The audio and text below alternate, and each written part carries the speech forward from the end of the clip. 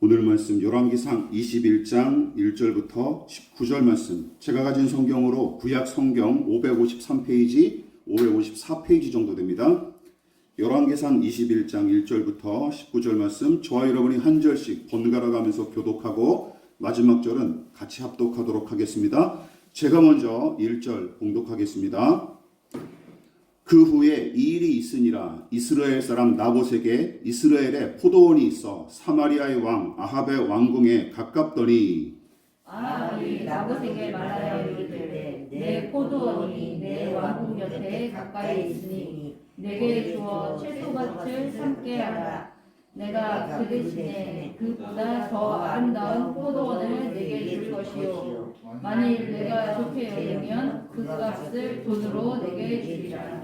나봇이 아합에게 말하되 내 조상의 유산을 왕에게 주기를 여호와께서 금하실지로다 하니 이스라엘 사람 나봇이 아합에게 대답하여 이르기를 내 조상의 유산을 왕께 줄 수 없다 하므로 아합이 근심하고 답답하여 왕궁으로 돌아와 침상에 누워 얼굴을 돌리고 식사를 아니하니 그의 아내 이세벨이 그에게 나와 이르되 왕의 마음에 무엇을 근심하여 식사를 아니하나이까. 왕이 그에게 이르되 내가 이스라엘 사람 나봇에게 말하여 이르기를 내 포도원을 내게 주되 돈으로 바꾸거나 만일 내가 좋아하면 내가 그 대신에 포도원을 내게 주리라 한즉 그가 대답하기를 내가 내 포도원을 내게 주지 아니하겠노라 하기 때문이로다. 그의 아내 이세벨이 그에게 이르되 왕이 지금 이스라엘 나라를 다스리나이까. 일어나 식사를 하시고 마음을 즐겁게 하소서. 내가 이스라엘 사람 나봇의 포도원을 왕께 드리리이다 하고 아합의 이름으로 편지들을 쓰고 그 위를 치고 봉하여 그의 성읍에서 나봇과 함께 사는 장로와 귀족들에게 보내니 그 편지 사연에 이르기를 금식을 선포하고 나봇을 백성 가운데에 높이 앉힌 후에 불량자 두 사람을 그의 앞에 마주 앉히고 그에게 대하여 증거하기를 내가 하나님과 왕을 저주하였다 하고 곧 그를 끌고 나가서 돌로 쳐 죽이라 하였더라. 그의 성읍 사람 곧 그의 성읍에 사는 장로와 귀족들이 이세벨의 지시 곧 그가 자기들에게 보낸 편지에 쓴 대로 하여 금식을 선포하고 나봇을 백성 가운데 높이 앉히매 때에 불량자 두 사람이 들어와 그의 앞에 앉고 백성 앞에서 나봇에게 대하여 증언을 하여 이르기를 나봇이 하나님과 왕을 저주하였다 하며 무리가 그를 성읍 밖으로 끌고 나가서 돌로 쳐 죽이고 이세벨에게 통보하기를 나봇이 돌에 맞아 죽었나이다 하니 이세벨이 나봇이 돌에 맞아 죽었다함을 듣고 이세벨이 아합에게 이르되 일어나 그 이스라엘 사람 나봇이 돈으로 바꾸어 주기를 싫어하던 나봇의 포도원을 차지하소서. 나봇이 살아있지 아니하고 죽었나이다. 아합은 나봇이 죽었다 함을 듣고 곧 일어나 이스라엘 사람 나봇의 포도원을 차지하러 그리로 내려갔더라. 여호와의 말씀이 디셉 사람 엘리야에게 임하여 이르시되 너는 일어나 내려가서 사마리아에 있는 이스라엘 아합 왕을 만나라. 그가 나봇의 포도원을 차지하러 그리로 내려갔다니. 다 같이 너는 그에게 말하여 이르기를 여호와의 말씀이 내가 죽이고 또 빼앗았느냐고 하셨다 하고 또 그에게 이르기를 여호와의 말씀이 개들이 나봇의 피를 핥은 곳에서 개들이 내 피 곧 내 몸의 피도 핥으리라 하였다 하라. 아멘. 말씀의 제목을 우리 다 같이 한번 읽어보시겠습니다. 시작. 내가 죽이고 또 빼앗았느냐. 내가 죽이고 또 빼앗았느냐라는 제목으로 하나님 말씀 전하도록 하겠습니다. 지난 설교를 통해 아합이 근심하고 답답해했던 이유에 관해서 살펴봤습니다. 특히 본문이 근심하고 답답해하는 그의 모습을 두 번씩이나 기록한 이유가 있었는데 바로 지독히 교만하고 탐욕스러운 그의 태도를 비판하기 위함임을 지적했어요. 그의 근심과 답답함은 불신앙에 사로잡힌 상태에서 제멋대로 불의한 짓을 저지르려다가 어느 무명의 선지자에게 꾸지람을 듣고 포도밭 주인 나봇에게 거절당한 일로 말미암은 것이었습니다. 다시 말해 두 가지 이유였죠. 예, 한번 더 옮겨주시고, 하나님의 권위와 그분의 뜻보다 자기의 권위와 선택을 더 우위에 놓는 아합의 교만한 중심이 자기 백성을 얕잡아보고 홀대하거나 착취하는 형태로 나타났던 것이죠. 여러분, 그래서 제 아무리 경건하고 신령한 채 할지라도 그 누구든지 남의 인격을 함부로 짓밟고 착취한다면 하나님은 그 사람을 교만한 자로 간주하시고 반드시 심판하십니다. 그리고 아합의 근심과 답답함은 바로 선지자를 통해 전해들은 하나님의 경고가 그 오만방자한 마음을 거슬렀기 때문이죠. 또한 왕궁 근처에 위치한 나봇의 포도원을 탐냈던 아합은 율법의 명령과 이스라엘의 전통마저 깡그리 무시한 채 그 땅을 요구했으나 정작 나봇이, 땅의 주인인 나봇이 단호히 거절하는 바람에 근심하고 답답해하며 몸져 눕고 말았습니다. 그래서 두 번째가 나오죠. 하나님께서 정해놓으신 율법의 명령과 그 정신을 거스르고 그 바탕 위에 세워진 세상의 법과 사회적 통념이나 도덕적 기준을 어기면서까지 무언가를 자꾸 소유하려는 자태가 무엇이다? 탐욕이다. 죄된 탐욕이라는 것이죠. 이것이 바로 건강한 욕구와 구별되는 탐심, 탐욕의 정체라는 것입니다. 아합은 자신의 탐욕을 충족시키지 못했던 까닭에 철딱서니 어린애처럼 근심하고 답답해했죠. 그런데 더 큰 문제가 생겼습니다. 이게 아합이 답답하고 근심한 정도로 그치면 아무런 문제가 없잖아요. 그런데 문제는 무엇입니까? 이게 실행되었다라는 것이죠. 아합의 고민과 답답함이 침대 위에서 뒤척거리는 정도로 그치지 않았다라는 것이죠. 그의 사악한 아내 이세벨의 음흉하고 사악한 계략을 힘입어 실제로 나봇의 포도밭을 강탈하기에 이릅니다. 아합의 불편한 기색을 눈치챈 아내인 이세벨이 이렇게 얘기하죠. 당신이 이스라엘 왕 맞습니까? 내가 처리할 테니 밥이나 드십시오 하고 달랜 뒤에 왕의 이름으로 쓴 편지를 나봇과 같은 성에 사는 장로들과 귀족들에게 보냈는데 거기에 뭐라고 써 있는 거예요? 금식을 선포하고 나봇을 백성들 가운데서 한껏 칭송하되 2명의 불량배를 고용해서 그의 맞은편에 앉히고 나봇이 하나님과 왕을 저주했다며 거짓 증언한 뒤에 끌고 나가 그 즉시 처형하라 라는 내용이었습니다. 야, 이게 참 너무 음흉하고 사악하지 않습니까? 그런 지령이 적혀 있었어요. 결과는 어떠했습니까? 이세벨의 사악한 계략은 한치의 오차도 없이 고스란히 이루어졌고 아합은 이세벨이 차려놓은 다 된 밥상에 숟가락을 얹어볼 생각에 신이 나서 나봇의 포도밭을 향하죠. 너무나 불쾌하기 짝이 없는 이 이야기지만 저는 이 부분에서 두 가지 형태의 대립구도를 발견하고 나름의 교훈을 얻었습니다. 그 두 가지에 관해서 함께 살펴볼 예정이에요. 함께 볼까요? 자, 첫 번째 보도록 하겠습니다. 같이 읽어볼까요? 시작. 탐욕을 따른 아합과 이세벨, 원칙과 소신을 따른 나봇. 지난번에도 설명했던 내용이지만 다시 한번 언급합니다. 아합 왕은 굉장히 영리하고 정치적인 수완도 출중한 인물이 분명하지만 용감하거나 배포가 큰 인물로 보기는 어렵습니다.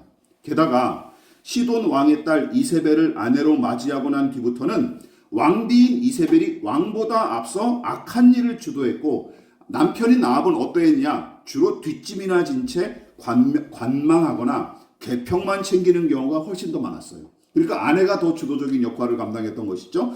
여러분 생각해 보십시오. 하나님의 선지자들을 잡아 죽이는 등의 핍박을 주도했던 당사자가 누굽니까? 또한 큰 이적을 2번씩이나 일으켰던 엘리야 선지자를 향해 대놓고 저주와 협박을 일삼았던 작자가 아합이 아니에요. 이세벨 여왕입니다. 그럴 때마다 아합은 자기를 대신해서 속 시원히 악행을 저지르는 아내를 매우 기뻐했고 음흉하게 한 걸음 뒤로 물러나서 챙길 수 있는 이득은 모조리 챙겼던 것이죠. 그러니까 제가 지난주에 말씀드리지 않았습니까? 이세벨과 아합 누가 더 나쁠까요? 둘 다 똑같이 나쁜 놈이죠. 형태만 다를 뿐이지. 20장에 기록된 아람 연합군의 침공 때도 마찬가지예요. 아합이 주도한 게 아니에요. 아합이 베나닷 2세의 굴욕적인 제안에 분개한 것은 사실이지만 정작 신하들의 말을 듣고 최종적으로 전쟁을 결심했죠. 그리고 앞장서서 군대를 이끈 일은 특이하지만 그조차 지푸라기라도 잡고 싶은 심정으로 하나님이 보내신 선지자의 조언을 억지 춘향으로 그냥 따른 거예요. 나봇의 포도밭을 강탈하는 과정과 그 모양새도 바로 이전에 했던 모습과 똑같습니다. 나봇의 포도밭이 탐났던 아합은 나봇에게 이런저런 조건을 내세워 넘길 것을 요구했지만 희한하죠. 나봇은 율법의 원칙과 전통을 깡그리 무시한 이 왕의 제안을 단호하게 거절했고 이번에도 어쩔 줄 몰라하며 몸져 누운 아합을 대신하여 아내인 이세벨이 두 팔을 걷어붙이고 나선 것이죠. 그러니까 아합이 소심하고 심약했던 탓에 차마 실현시키기 어려운 사악한 욕구를 앞장서서 다 충족시켜줬던 인물이 누구예요? 아내인 이세벨이었던 겁니다. 저는 성경을 통틀어서 이만큼 궁합이 잘 맞는 부부를 본 적이 없어요. 그러나 아합이 이세벨한테 신세만 진 것은 아니죠. 이세벨에게 마음껏 악행을 저지를 수 있는 권력과 놀이터를 제공한 장본인이 누구예요? 남편인 결국은 아합 왕인 것이죠. 아까도 말씀드렸듯이 이만큼 궁합이 잘 맞는 부부가 있었는지 성경 전체를 통틀어도 잘 생각이 나지 않을 정도입니다. 부부관계만 따지면 아합과 이세벨이 최고 아닌가요? 이 정도로 합이 잘 맞는 부부를 성경 전체를 통틀어도 잘 생각이 안 나요. 그렇지 않습니까? 또한 두 사람이 성취한 일들을 보십시오. 그야말로 말하는 대로 다 이루고 원하는 대로 다 가지는 삶이었어요. 얼마나 대단하고 멋지게 보이십니까? 자, 그렇다면 이 부분과 대비되는 인물로 등장한 나봇은 어떻습니까? 본문은 그가 이스라엘 북부의 곡창지대인 이스라엘 사람으로 소개할 뿐 그의 이력이나 신상에 관해서는 구체적으로 기록하지 않습니다. 다만 이세벨의 사악한 계략에 휘말려 억울하게 누명을 쓰고 죽은 안타까운 이야기로 널리 알려진 게 전부죠. 더더욱 안타까운 일은 무엇입니까? 얼토당토하는 왕의 탄압으로 인해 남겨진 왕의 제안을 거절했다는 이유 하나만으로 참혹하게 죽임당했을 뿐만 아니라 최고 권력자의 탄압으로 인해 여러분 남겨진 가족은 어떠했을까요? 패가 망신한 것이죠. 그야말로 쑥대밭이 되었을 것입니다. 남겨진 가족이 감당해야 됐을 물질적인 피해와 정신적인 고통은 감히 우리가 상상할 수도 없는 수준이었을 테죠. 그와 그의 가족을 이 지경까지 이르도록 내온 말이 무엇이었습니까? 열왕기상 21장이었어요. 같이 읽어볼게요. 시작. 나봇이 아합에게 말하되 내 조상의 유산을 왕에게 주기를 여호와께서 금하실지로다 하니 이 말 한마디하고 집안이 쑥대밭이고 나봇은 비참하게 살해당하고 그리고 집안은 쑥대밭이 된 거예요. 이 말 한마디 때문에. 다시 한번 정리해 보십시다. 이렇게까지 죽이 맞는 일이 가능한지 의심할 정도로 서로의 필요를 아주 적실하게 충족시켜줄 뿐만 아니라 원하고 바라고 기도하는 것은 어떤 모양으로든 필히 쟁취하고 소유하며 가장 높은 자리에 올라 가장 큰 권세를 휘두르고 가장 널리 알려진 인생으로서 사는 아합과 이세벨. 그러나 조상들이 하나님께 분배받은 땅을 지킨답시고 왕의 요구를 단호히 거절했더니 당시에 가장 큰 범죄로 여겨졌던 신성모독죄와 반역죄를 뒤집어 쓴 채 돌에 맞아 죽은 나봇. 그야말로 세상에서 더 두둑하게 얻고 누리기는커녕 그깟 알량한 소신과 원칙을 지킨답시고 극악무도한 죄인처럼 취급받았다가 끔찍하게 목숨을 잃은 인생인 거예요. 이쯤에서 스스로 한번 질문해 보십시오. 여러분은 어떤 인생을 살고 싶으십니까? 성경이 지금 우리에게 그 질문을 하고 있는 거예요. 너는 어떤 인생을 살고 싶으냐라는 것이죠. 물론 대부분 신자는 정답을 얘기하겠죠. 율법과 전통을 따른 나봇처럼 살아야지 하고 간단 명료하게 대답할 테지만 정작은 온갖 부귀영화를 다 누리고 남들 위해 군림하며 사는 아합과 이세벨의 삶을 내심 동경하죠. 그뿐만이 아니죠. 실제로도 그들이 누린 성공과 안락을 가장 중요하게 여기며 살아가는 사람들이 교회 안에도 허다합니다. 그렇지 않습니까? 그래서 겉으로 드러난 종교 행위로 신자와 불신자 사이를 구분할 뿐이지 인생의 목표와 추구하는 욕망은 똑같거나 별반 다르지 않은 게 현실입니다. 그렇죠? 네, 똑같습니다. 오히려 주변에 나봇처럼 살아가는 신앙인이 있으면 뭐라고 빈정돼요? 융통성이 없는 이상주의자. 비둘기처럼 순결하기는 한데 뱀처럼 지혜롭지는 못한 인간. 성경을 또 배웠답시고 이렇게 갖다 붙이는 거예요. 그깟 소신과 원칙 지킨답시고 패가 망신시킨 바보처럼 취급하며 조롱하고 비난하기 일쑤입니다. 심지어 신자들조차도 얼마나 우스꽝스러운 현상입니까? 왜냐하면 성공과 안락과 건강과 형통이 신앙과 인생의 궁극적 목표인 것처럼 가르치는 기복주의나 번영신학은 성경의 가르침과 거리가 아예 멀 뿐만 아니라 모든 성공과 형통은 하나님의 은혜와 복이기에 무조건 선하고 아름답다 하는 주장도 성경이 가르치는 복음과는 아무 상관이 없기 때문입니다. 누가 이렇게 가르쳤습니까? 저 같은 목회자들이 그렇게 수십 년 동안 가르쳐 오니까 교회가 요 모양 요 꼴이 된 거예요. 우리 한국 교회가. 여러분 오죽하면 잠언이 다음과 같은 교훈을 기록했을 거예요. 잠언 21장 4절입니다. 시작. 눈이 높은 것과 마음이 교만한 것과 악인이 형통한 것은 다 죄니라. 23장 17절 시작. 내 마음으로 죄인의 형통을 부러워하지 말고 항상 여호와를 경외하라. 형통이라는 말은 성공이라는 말로 바꾸어 쓸 수 있습니다. 성경은 기억하십시오. 악인도 악한 자도 얼마든지 형통하는 세상임을 인정합니까? 인정 안 합니까? 인정하고 있는 것이죠. 이게 중요해요. 불법을 저지르고 거짓을 일삼으며 사람을 착취하고 이용해 먹을지라도 성공하면 모든 게 용서가 되고 무엇이든 용납을 받는 세상. 웃기는 일은 더 웃기는 일은 뭔지 아십니까? 정작 성공하는 사람은 극소수에 불과한데 대부분 사람은 성공한 극소수를 위해 손뼉을 치며 옹호하기 일쑤예요. 무슨 짓을 저지르도 성공한 사람들한테 박수를 보내고 환호를 보냅니다. 마치 봉준호 감독의 영화 기생충에서 지하에 숨어 살던 근세라는 인물이 등장하죠. 근세가 부유층을 상징하는 집주인 사장을 향해 리스펙을 외치던 행태와 똑같은 겁니다. 이제 그걸 비꼰 거예요. 그 봉준호 감독이. 의롭게 소신을 지킨 나봇은 죽임당하고 불의한 짓을 저지른 아합과 이세벨은 호의호식하는 세상. 누군가는 이렇게 얘기하겠죠. 아니 하나님이 살아계신다면 왜 이런 일이 일어나는가 하고 생각할 것입니다.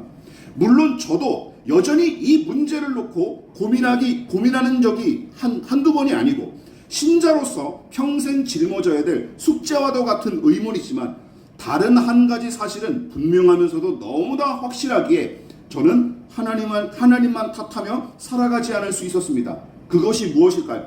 악인은 형통하고 승승장구하되 선한 사람과 의로운 사람은 손해를 보고 고통당하는 세상. 이것이 의미하는 바는 다른 게 아닙니다. 뭐죠? 세상이 그만큼 망가져 있다는 사실이에요. 세상이 그만큼 망가져 있다는 사실을 강력하게 증거하는 게 뭐예요?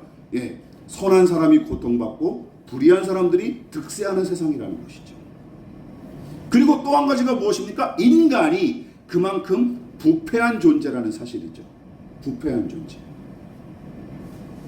그래서 본문은 이 이야기를 통해 우리와 같은 독자들을 향해 두 가지 삶의 방식을 제시하고 있는 것입니다. 뭐라고요? 손해를 보고 심지어 생명과 생계의 위협을 받을지라도 하나님 나라와 그분의 뜻을 따라 살 텐가, 아니면 그저 남들처럼 잘 먹고 잘 살기 위해 살아갈 뿐인가?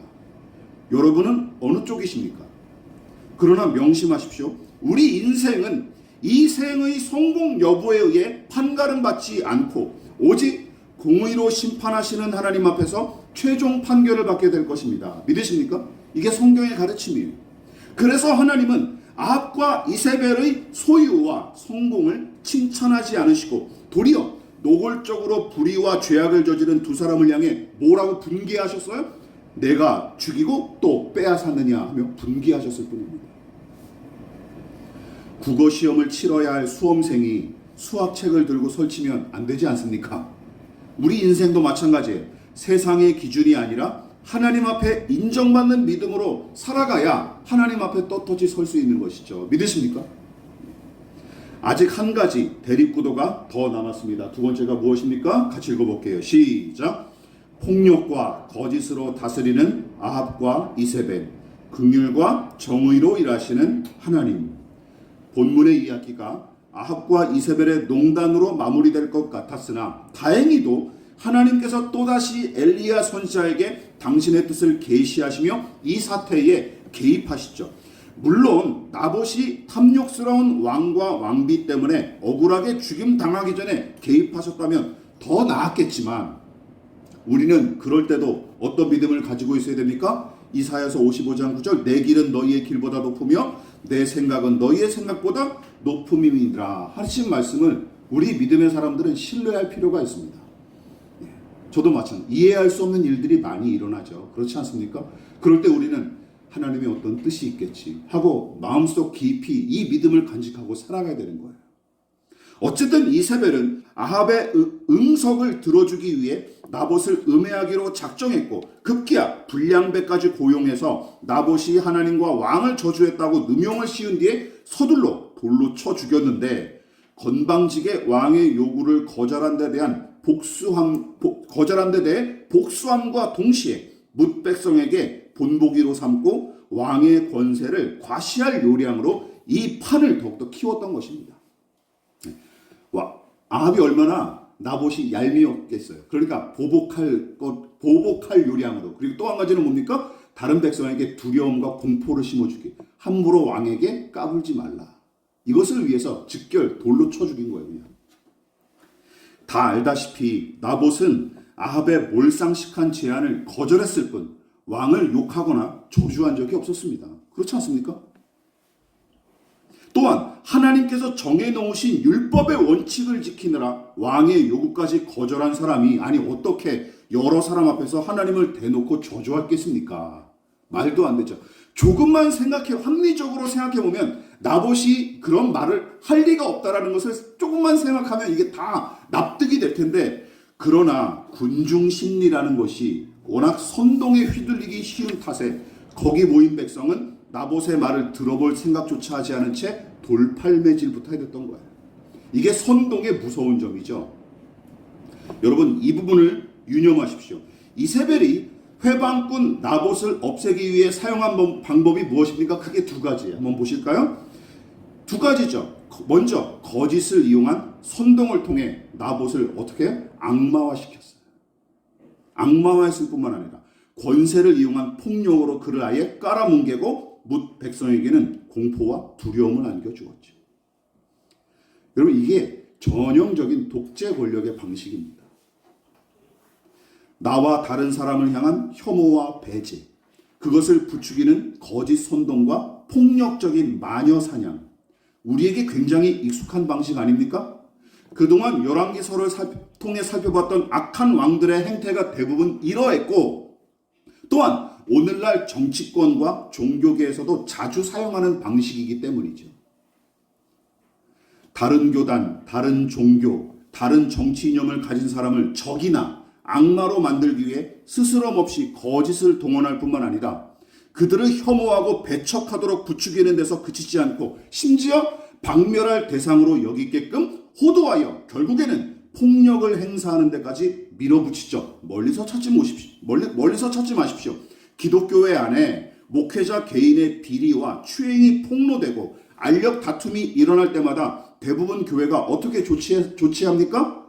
피해자들이나 상대편에 선 교인들을 향해 사탄마귀, 이단 사이비로 간주하며 도리어 책임을 전가하거나 출교시키는 작태가 비일비재하지 않습니까? 전형적인 수법이에요. 교회 안에서 사용하는. 나랑 다르면 다 마귀가 되는 거예요. 그리고 나를 반대하면 그냥 적이 되는 거, 원수가 돼버리는 것이죠. 그리고 이단 사이비, 무슨 여신도가 목사님을 의로우신 목사님을 꼬셨대. 그래서 신천지래. 잘 갖다 붙이는 말들 아닙니까? 춘천에서도 그런 일들이 비일비재했습니다. 게다가 주먹 다짐은 기본이고 시위하는 사람들을 향해 낫을 휘두르던 장로가 매스컴을 탄 적도 있습니다. 이거 어디서 온 겁니까? 다 여기서 이런 데서 오는 거예요. 상대방을 악마로 보니까 낫을 들 수 있는 거죠. 그렇죠? 그게 아니고 사람으로 보면 한 인격체로 보면 그런 일이 가능합니까? 안 되죠. 이렇게 선동에 휘둘리면 사람들이 이렇게 미쳐 돌아가는 거예요. 그런 교회의 목회자들과 교인들은 누구를 더 닮았을까요? 나봇인가요? 아니면 아합과 이세벨인가요? 답은 빤합니다. 무엇보다 지도자가 이런 방식으로 다스리는 나라에서 생존하려면 두 가지 방법밖에 없어요. 무슨 수를 써서라도 그 지도자만큼의 힘을 얻거나 아니면 반대로 완전히 굴복하는 것이죠. 두 가지밖에 없습니다. 이거 외에는 없어요. 그래서 나봇은 전혀 다른 방식으로 소신껏 제3의 길을 선택했으나 결국은 비참한 최후를 맞이했던 것입니다. 그러나 전혀 다른 방식으로 산 사람들이 죄다 나봇처럼 억울하게 죽임당한 것은 아니었어요. 하나님은 마침내 일하기 시작하십니다. 한동안 잠잠했던 엘리야 선지자를 또다시 부르셨고 아합에게 전해야 할 당신의 뜻을 그에게 들려주시죠. 19절 말씀입니다. 같이 한번 또 읽어볼까요? 시작. 너는 그에게 말하여 이르기를 여호와의 말씀이 내가 죽이고 또 빼앗았느냐고 하셨다 하고 또 그에게 이르기를 여호와의 말씀이 개들이 나봇의 피를 핥은 곳에서 개들이 내 피 곧 내 몸의 피도 핥으리라 하였다 하라. 여러분은 이 말씀이 어떻게 들리십니까? 무섭게 아니 무서운 심판의 말씀만으로 들립니까? 예, 그렇습니다. 맞습니다. 무죄한 나봇을 살인교사한 죄를 가만두지 않으시고 반드시 대가를 치르게 하시겠다라는 말씀입니다. 그러나 심판의 메시지만 들어있는 것은 아니에요. 저는 이 무서운 심판의 메시지에도 하나님의 자비와 정의가 넉넉히 담겨 있다고 봤습니다. 자, 그렇다면 하나님의 자비하심이 이 말씀 어디에 담겨져 있을까요? 크게 두 가지입니다. 먼저 당장 아합을 심판하지 않으시고 엘리야 선지자를 통해 또다시 당신의 의중을 전하신 것 자체가 오래 참으시는 하나님의 성품을 넉넉히 보여줘요. 제가 하나님이면 당장 때려잡죠.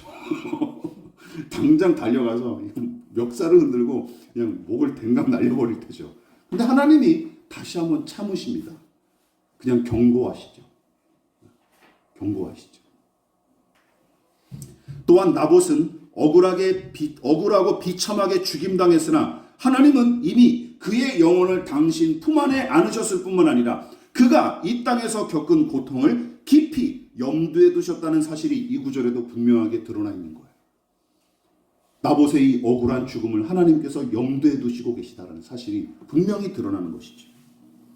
또한 공의와 정의를 기뻐하시는 하나님의 성품도 여기에 충분히 들어있습니다.